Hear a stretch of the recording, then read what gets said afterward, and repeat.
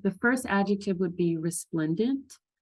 I just think it is a show that demonstrates the ways in which Black folks in this country have had to always kind of reach for the light, even in the darkest of times and circumstances. And so that resiliency, that sense of being kind of held and carried, and like that sense of like bounty, Yeah. I think is connected to the use of the word resplendent there, because there's just so much to unpack and so much to sit with, but also to celebrate.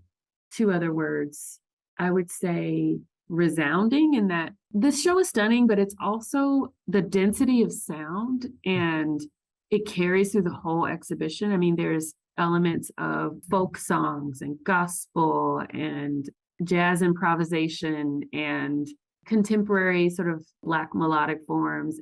It's a sensorium in so many ways. And that sound really does carry through and carry you through the exhibition.